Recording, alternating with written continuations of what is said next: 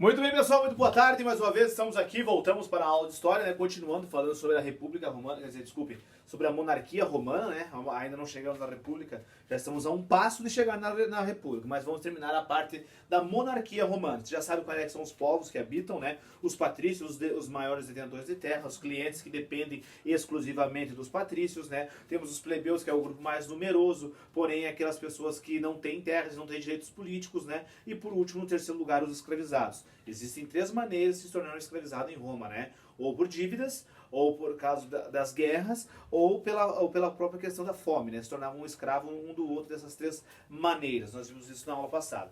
Pessoal, continuando agora sobre a monarquia romana, tá? Ela é dividida em três linhas de estudo, basicamente. Primeira delas, né? Ela é baseada na propriedade privada. Para você ser rei, você deveria ter uma grande quantidade de terras, né? Não deve, qualquer pessoa que tivesse um pequeno sítiozinho não seria um rei romano, não poderia tornar um rei, não poderia estar à frente das terras. Então, oriundamente, então, os reis, eles eram patrícios, grandes detentores de terra. Então, para você ser um rei na Roma Antiga. Segundo, os reis, como eu falei aqui, ó, a propriedade privada é a base, e aqui, como eu falei, então, segunda parte, as grandes extensões territoriais. Quanto mais terras você tivesse, mais chance você teria de se tornar um rei romano, um rei que tivesse autonomia para governar Roma, para estar na frente da monarquia, né? E a maioria das cidades antigas, da antiguidade, elas contavam com o rei, né? Um rei, uma pessoa que as guiaria em batalhas e tudo mais, essa era a principal a linha para se tornar um rei, né? E política e religião,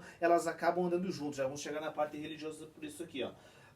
Ao longo do tempo, a monarquia romana ela foi sofrendo mudanças físicas, econômicas e políticas, né? À medida que eles foram conquistando mais territórios, os romanos, eles foram trocando a maneira que o rei governava. O rei ia se moldando de acordo com as novas regiões conquistadas. Como vocês podem ver naquele esquema que tem lá no caderno de atividades de vocês lá sobre as conquistas territoriais romanas durante a monarquia, né?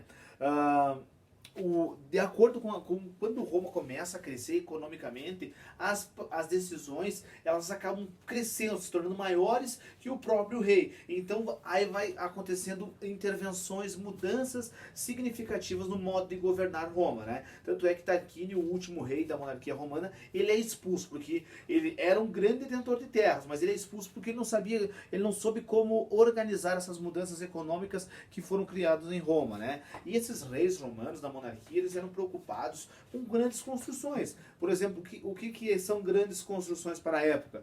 Um aqueduto, uma ponte, ruas calçadas, essas eram as grandes construções, então, que eles se preocupavam em organizar em Roma. Quando eu falei que política e religião andavam junto, vejam só a religião romana como é que ela era baseada. O patriarca desempenha a função de sacerdote. O patriarca, que eu digo, é o seguinte, é o pai, né? O pai da casa, ele é o responsável por puxar as orações na hora das refeições, enfim, no dia a dia. Ele é o responsável pelas orações, ele funciona como um padre, um sacerdote, né? Ele que segue as orações, né? Outra coisa que vem dos costumes romanos, a capelinha, sabe aquela capelinha que passa de casa em casa, ela já tinha lá, os romanos já eram preocupados em ter um canto, um altar dentro de sua casa onde eles voltavam para as orações. Isso vem lá da Roma Antiga já, essa devoção, essa fé em algum objeto, algum rito sagrado que eles homenageiam e tem aquela fé, depositam aquela fé naquele ritual ali, tá? Então, realização de rituais domésticos, aí não temos as igrejas, elas não fazem parte da cultura ainda. São politeístas, né? Por exemplo, eles têm a deusa Vesta, né? Tem a deusa... tem o Penates, tem o deus também, o Lares, são alguns dos deuses domésticos deles. Então acredite mais de alguns deuses, né? Mais de um deus, são politeístas. E eles acreditam muito em sinais, né? Determinado sinal significa que teremos uma boa colheita.